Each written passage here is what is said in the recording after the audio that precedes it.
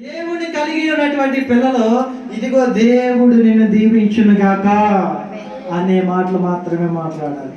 ఒకవేళ ఎదుటివాడు నిన్ను తిడుతున్నాడా, దేవుడే చూసుకుంటాడు గాక అని నువ్వు పలకాలి. దేవుడికి అప్పగించాలి. నువ్వు ఎవరినైనా ఏమైనా చేయాలనుకున్నప్పుడు దేవుడికి అప్పగించావు అనుకోండి, దేవుడే తీర్పు తీరుస్తాడు వాడికి.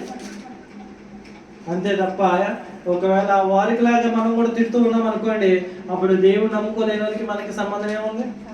దేవుడు నమ్ముకున్న వారు ప్రేమ కలిగి ఉండాలి. దేవుడు నమ్ముకున్న వారు చాలా జాగ్రత్తగా మాట్లాడాలి.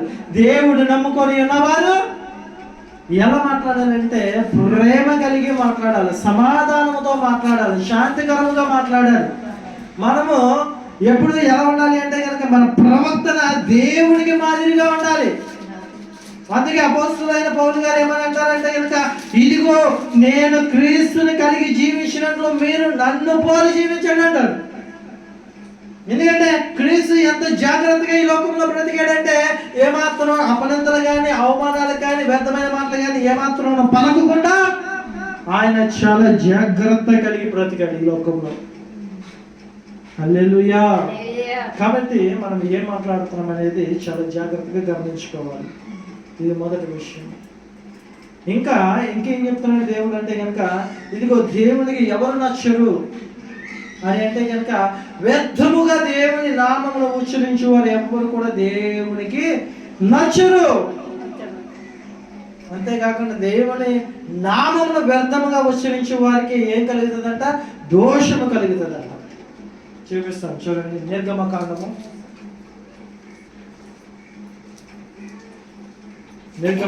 20వ అధ్యాయము 7వ వచనం చదువుతాం. నిర్గమకాండము 20వ అధ్యాయము 7వ వచనము.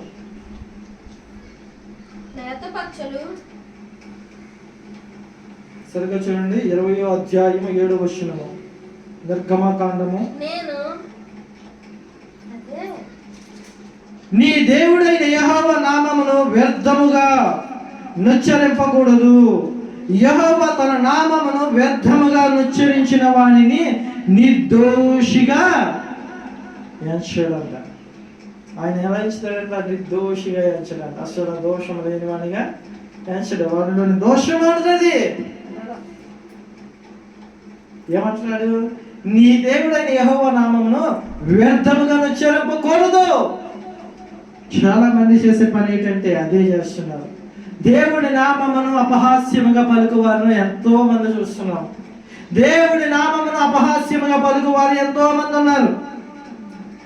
దాని వ్యర్థముగా నుచ్చరింపకూడదు. ఇదిగో యేసు నామము అనగా అది పరిశుద్ధమైన నామము. యేసు నామము అనగా అది శక్తివంతమైన నామము.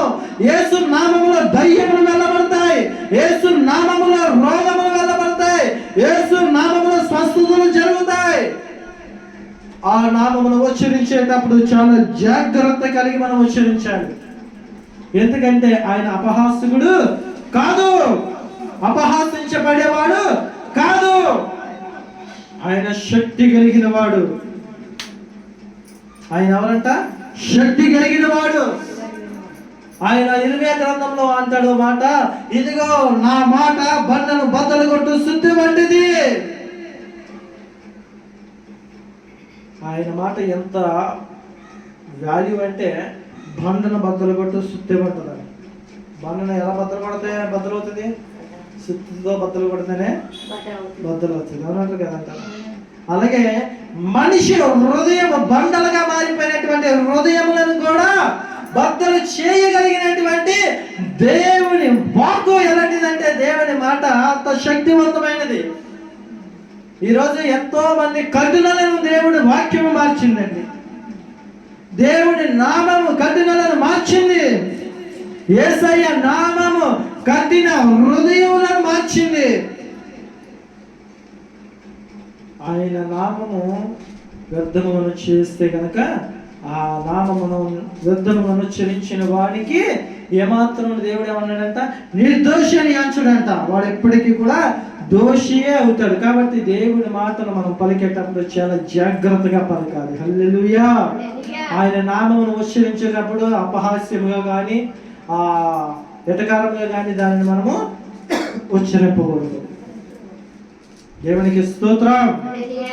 ఒకవేళ అలా ఇంతవరకు నీవు ఎప్పుడైనా దేవుని నామమును వ్యర్థముగా ఉచ్చరించినట్లయితే ఇదిగో అనుకూల సమయం ఇదే. ఆయన నువ్వు క్షమాపణ అడగగలిగితే దేవుడు నిన్ను క్షమించడానికి సంసిద్ధంగా ఉన్నాడు. హల్లెలూయా.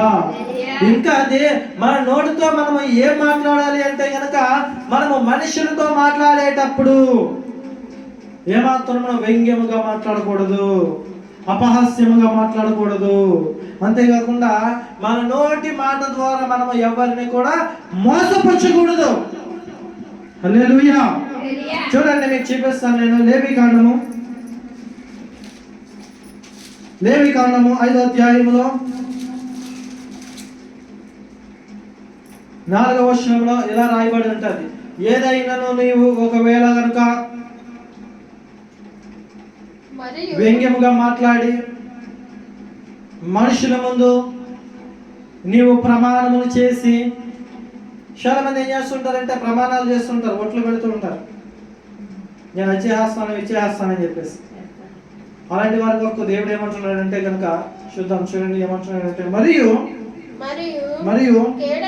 కీడైనను మేలైనను మనుషులు వ్యర్థముగా ఒట్టు పెట్టుకొని చేసేదమని పలుకు మాటలలో మరి దేనినైనా యోచింపక చేసేదనని ఒకడు పెదవులతో వ్యర్థముగా ఒట్టు పెట్టుకొని ఎడల అది తెలిసిన తర్వాత వాడు అపరాధి అగును అని చెప్పేసి స్పష్టంగా ఇక్కడ తెలియజేయబడుతున్నాడు. ఏమంట? మరియు కీడైనను మేలైనను మనుషులు వ్యర్థముగా పెట్టుకొని. అసలు ఒట్టే పెట్టకూడదు.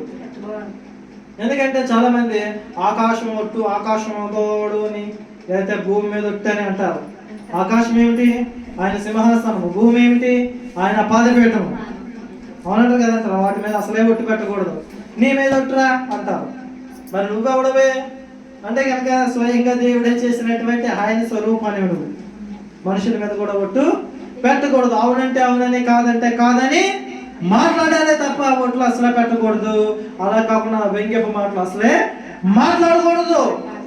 అలా మోసకరమైన మాటలు మాట్లాడడం వలన ఏమవుతుంది అంటే కనుక అపరాధి అవుతావు నువ్వు. అదిగో చూడండి ఏమంటున్నాడు అంటే కనుక పెదవులతో వ్యర్థముగా ఒట్టు పెట్టుకుని ఎడల అది తెలిసిన తరువాత వాడు అపరాధి అగును.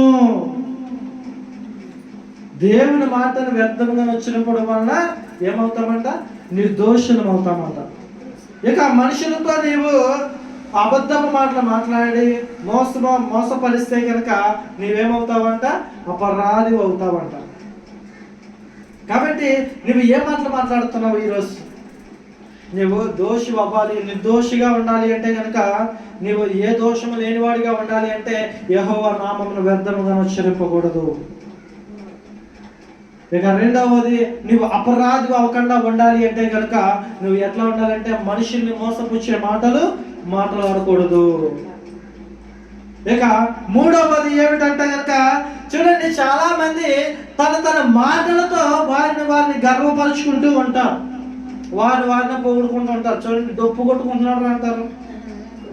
చాలా మంది అంటారు కదా, డొప్పు కొట్టుకుంటున్నారు, వీడు ఏదో వీడికే ఏదో ఉన్నట్టు ఇంకెవరికి లేనట్టు అంటూ ఉంటారు. అలా మాట్లాడడం వలన కూడా మనము ఏమవుతామంటే భ్రష్టులమైపోతాము. చూడండి, పేతురు గారు రాసినటువంటి పత్రిక, పేతురు గారు రాసినటువంటి 2వ పత్రిక,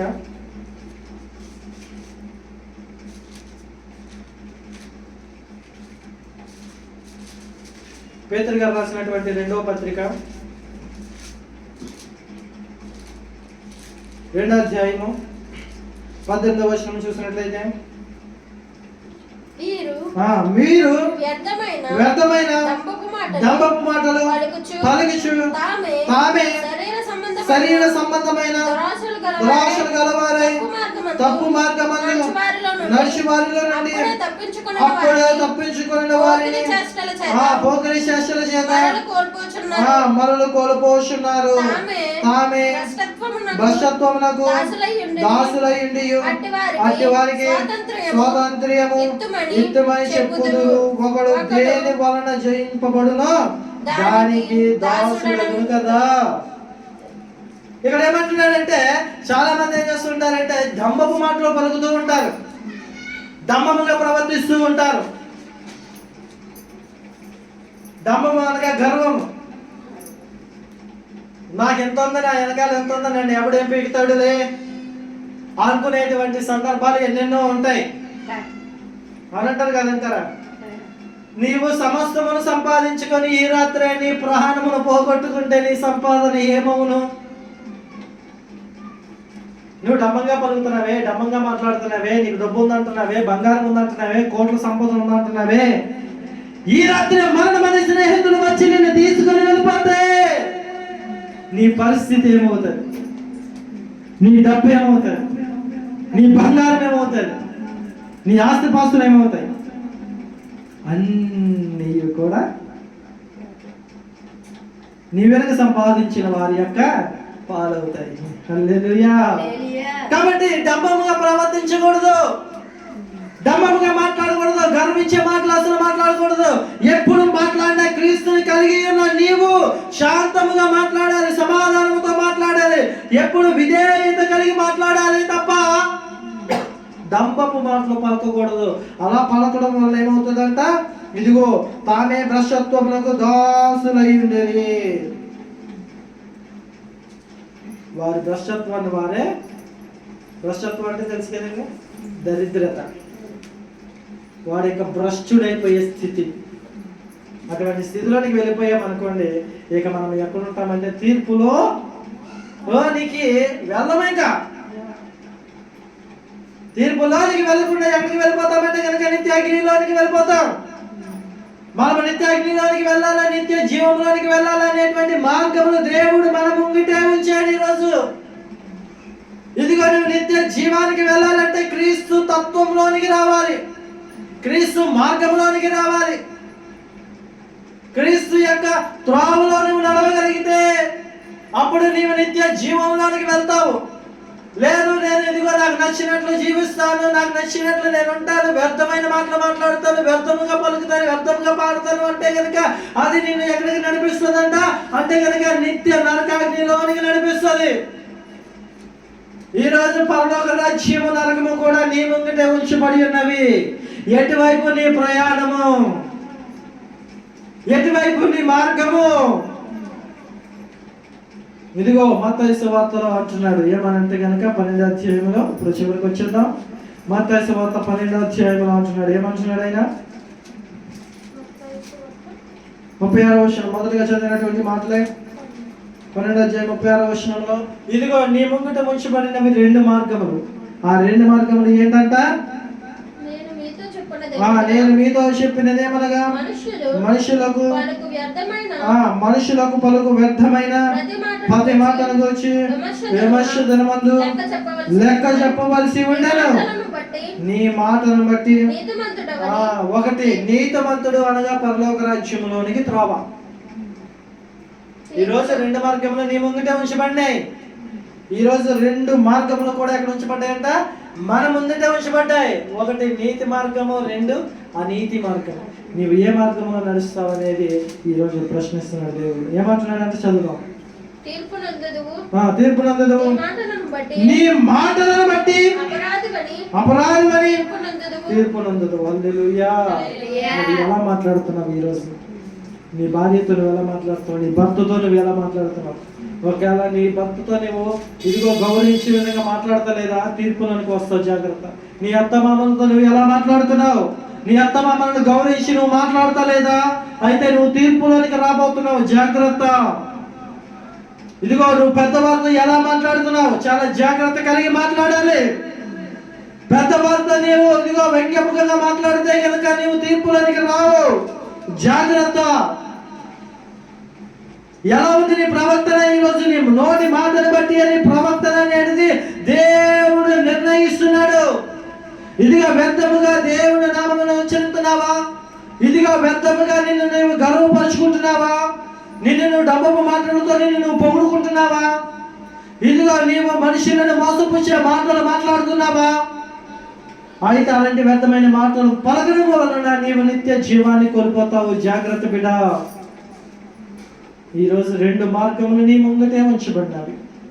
నువ్వు ఎలా నడుస్తున్నావు అనేది దేవుడు ఈరోజు మనకి తెలియజేస్తున్నాడు. నిత్య జీవ మార్గమును నీ ముంగటే ఉంచాడు. నీతి మార్గము, అనీతి మార్గమును కూడా నీ ముంగటే ఉంచాడు. ఇదిగో ఈరోజు నీతో అంటున్నాడు, ఒకవేళ నీవు అనీతి మార్గంలో నడిస్తే కనుక నిత్య జీవంలోనికి వెళ్ళిపోతావు, నిత్య జీవాన్ని కోల్పోతావు అంటున్నాడు.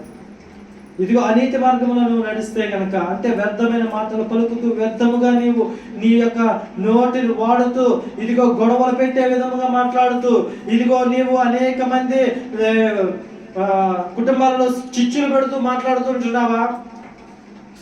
ఇదిగో నీవు పెద్దవారిని విమర్శించే విధముగా మాట్లాడుతున్నావా? పెద్దవారికి గౌరవం ఇవ్వకుండా నువ్వు అంటున్నావా? నీ దేవునికి, నీ యొక్క నాయకులకి నువ్వు గౌరవం ఇవ్వకుండా మాట్లాడుతున్నావా? ఇదిగో వెనకొక మాట ముందొక మాట మాట్లాడుతున్నావా? నిత్య జీవాన్ని కోల్పోతావు. జాగ్రత్త బిడ్డ. ముందొకటి వెనకొకటి మాట్లాడేటువంటి కాలము. ఇదిగో అలా నువ్వు ఒకవేళ ఉంటే కనుక దేవుడు అంటున్నాడు, ఇదిగో ఆ స్థితి నీకు ఉంటే ఈ దినమే నీవు మార్చుకో, లేదు అంటే నిత్య జీవాన్ని కోల్పోతావు. నిత్య జీవాన్ని కోల్పోయావంటే కనుక బిడ్డ, ఎప్పటికీ కూడా నీవు నిత్యత్వంలో అడుగు పెట్టలేవు. నిత్య అగ్నిలో కాలిపోతావు. అక్కడ అగ్ని ఆరదు, పురుగు చావదు. భయంకరమైనటువంటి వేదన. ఆ వేదన కాలంలోనికి ప్రవేశించకుండా ఉండాలి అంటే ఈ రోజే నీ బ్రతుకును నీవు మార్చుకోవాలి. అటువంటి కృప దేవుడు మనందరికీ దయచేయునుగాక. ఆమేన్.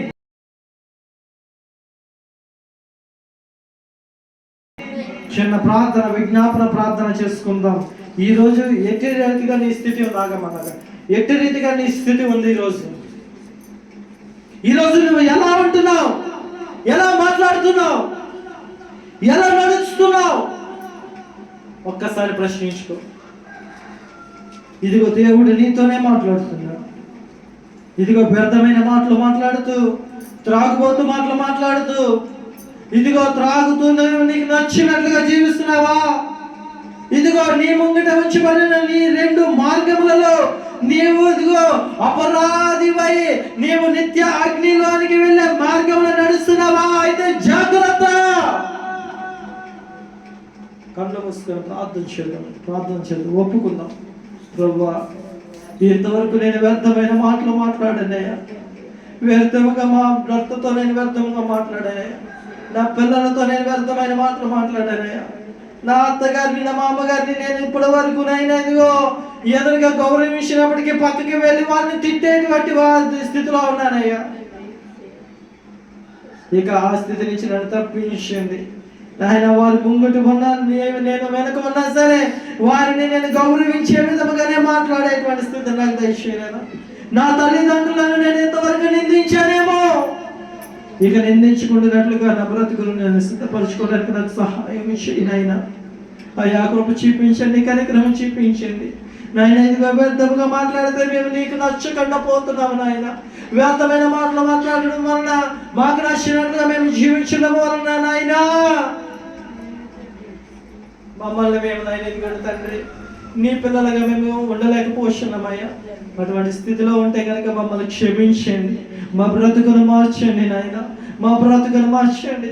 ఇక నుంచి మేము మాట్లాడేటప్పుడు జాగ్రత్త కలిగి మాట్లాడేటువంటి కృపను మాకు దయచేయండి నాయన. తప్పుడుగా మాట్లాడకుండా, కంగారుగా మాట్లాడకుండా నాయన అయ్యా ఇదిగో సరి అయిన రీతిగా మాట్లాడేటువంటి ఆత్మను మాకు దయచేయమని ప్రార్థన చేస్తున్నాము నాయన. ఇదిగోడు తండ్రి, నా కుటుంబం అంతటిని నాయన ఇదిగోడు తండ్రి మీరు ప్రేమించి నాయన ఇదిగోడు తండ్రి వారికి సరైన రీతిగా మాట్లాడేటువంటి జ్ఞానమును దయచేయమని ప్రార్థన చేస్తున్నాను అయ్యా. అయ్యా ఇదిగోడు తండ్రి, ఇక మీరే మీ హస్తాలు గెప్పించుకుని అయ్యా నేను సమస్తమును అయ్యా ఈ గ్రామమును, ఈ సంఘమును నాయన ఇదిగోడు తండ్రి సమస్తమును మీ హస్తాలు గెప్పించుకునిచున్నానయ్యా. అయ్యా ఇదిగోడు తండ్రి మాట్లాడే మాటను బట్టి తీర్పులోనికి వస్తానని నువ్వు చెప్పవు నాయన. ఆ మాటలు సరి అయిన రీతిగా మాట్లాడడానికి మీరు మాకు సహాయం చేయండి అయ్యా. ఇదిగోండి తండ్రి, ఏ ఒక్కరునైనా నిత్య జీవాన్ని కోల్పోకూడదయ్యా, నిత్య అగ్నిలోనికి ప్రవేశించకూడదు నాయన. అందరూ నిత్య జీవాన్ని పొందుకునేటువంటి కృపను దయచేయమని ప్రార్థన చేస్తున్నాను. అయ్యా కుటుంబం అంతయు మార్చబడి నాయనా నీ ప్రేమను కలిగి ఉండినట్లుగా మీరే సహాయం చేయండి అయ్యా. ఏ ఒక్క ఆత్మ నశించిపోయి నరకానికి వెళ్ళిపోకూడదయ్యా. అందరూ రక్షించబడాలయ్యా, అందరూ రక్షించబడాలి నాయన, అందరూ రక్షించబడాలయ్యా. అందరూ నీ ప్రేమను తెలుసుకోవాలయ్యా. ఇదిగో వ్యర్థమైన వాటిని అనుసరించకూడదు నాయన, సత్యమైన వాటిని అనుసరించి నాయన సత్యములోనికి నడిపించమని ప్రార్థన చేస్తున్నాను నాయన. అయ్యా ఏ ఒక్క ఆత్మను నశించిపోకుండా నాయన, అపవాది చేతుల్లోనికి ఏ ఒక్క ఆత్మ వెళ్ళిపోకూడదయ్యా. ఏ ఒక్కరు నిత్య నరకంలో నాయన వేదన పడకూడదు నాయనా. అందరూ రక్షించబడాలయ్యా. అయ్యా ఇది కూడా తండ్రి అటువంటి కోపం అందరికీ దయచేయండి. ఈ గ్రామం అంతా నిత్య జీవములోనికి నడిపించబడినట్లుగా ఆత్మని మీ చేతులకు అప్పగించుకుంటున్నాను నాయన. గర్వించే మాటలలోంచి తీసివేయండి, గర్వపు జీవపు డంబమును తీసివేయండి నాయన. ప్రతి వారు తగ్గించుకున్నట్లుగా నాయన ఇదిగోండి తండ్రి, ప్రతి వారు నీ ముంగట తగ్గించుకొని నీ సన్నిధిలోనికి వచ్చి నిత్య జీవ వారసులుగా చేర్చబడినట్లు ప్రతి బిడ్డని మీ హస్తాలకు అప్పగించుకుంటున్నాను అయ్యా. ఇదిగోండి తండ్రి, అయ్యా కాలము చాలా కొద్దిగా ఉన్నది నాయన. ఇదిగో ఇవి దుర్దినములు నాయన. అయ్యా ఈ దుర్దినములలో నాయన ఇదిగోండి తండ్రి ఆ భయంకరమైన రోగములు, భయంకరమైనటువంటి వ్యాధులు వ్యాపించేటువంటి దినములలో ఉన్నాము నాయన. ఏ రోగం ఎందుకు వస్తుందో కూడా తెలియటం లేదయ్యా, ఏ రోగం ఎప్పుడు వస్తుందో కూడా తెలియటం లేదు నాయన. అయ్యా ఎవరైనా ఈ ఊరిలో కానీ ఈ యొక్క గ్రామంలో కానీ బలహీనముగా ఉంటే, భయంకరమైన రోగంతో బాధపడుచున్నట్లయితే ఈ నిమిషమే వారి కొరకు నేను ప్రార్థన చేస్తున్నానయ్యా. నీ ఆత్మను వారి మీద కుమ్మరించి ప్రతి బలహీనత నుంచి నామములో వారి బలహీనతను తీసివేయమని, వారి అనారోగ్యమును తీసివేయమని నాయన. ఇదిగోండి తల్లి మంచి ఆరోగ్యమును వారికి దయచేయమని ప్రార్థన చేస్తున్నాను. జ్ఞానము కొదువుగా ఉన్న వారికి జ్ఞానమును దయచేయండి. చీకటిలో బ్రతుకుచున్న అంధకార బ్రతుకులను యేసు నామములో వెలుగులోనికి నడిపించమని ప్రార్థన చేస్తున్నాను అయ్యా. ఇదిగోండి తండ్రి ఇక వృద్ధులను జ్ఞాపకం చేసుకోండి అయ్యా. షుగర్ బీపీ వ్యాధులతో బాధపడుచున్న ప్రతి వారిని జ్ఞాపకం చేసుకొని నాయన ఇదిగోండి తండ్రి వారికి సంపూర్ణ విడుదల దయచేయమని ప్రార్థన చేస్తున్నాను అయ్యా. ఎవరైతే అవిశ్వాసములుగా ఉన్నారో వారిని మీ విశ్వాసంలో బలపరచమని ప్రార్థన చేస్తున్నాను అయ్యా. ఎవ్వరు కూడా వ్యతిరేకత అనేది చూపించకుండా అయ్యా నిత్యమైన న్యాయమైన దేవుడవు నీవేనని గుర్తెరిగినట్లు ప్రతి హృదయములతో మాట్లాడమని ప్రార్థన చేస్తున్నాను అయ్యా. ఇదిగోండి తండ్రి కృప చూపించండి. చంటి బిడ్డ మొదలుకొని వృద్ధుల వరకు ప్రతి వారిని నాయన పేరు పేరున దీవించి ఆశీర్వదించమని, మీ ఆశీర్వాదమును కుమ్మరించమని, చేతి పని చేస్తున్న ప్రతి ఒక్క హస్తమును బలపరచమని, ఉద్యోగములు చేసుకుంటున్న వారికి మంచి జ్ఞానమును దయచేసి నాయన తండ్రి వారి ఉద్యోగంలో ఉత్తీర్ణత స్థాయిలను సంపాదించుకునేటువంటి జ్ఞానమును దయచేయమని ప్రార్థన చేస్తున్నాను అయ్యా. ఇదిగోండి తండ్రి మీరే కృప చూపించి నడిపించమని సమస్తమును మీ చేతులకు అప్పగించుకుంటే మహిమ ఘనత ప్రభావాన్ని కల్పిస్తూ శక్తి కలిగిన నజరేయుడైన యేసు నామములో అడుగుచున్నాం పరమ తండ్రి, ఆమేన్.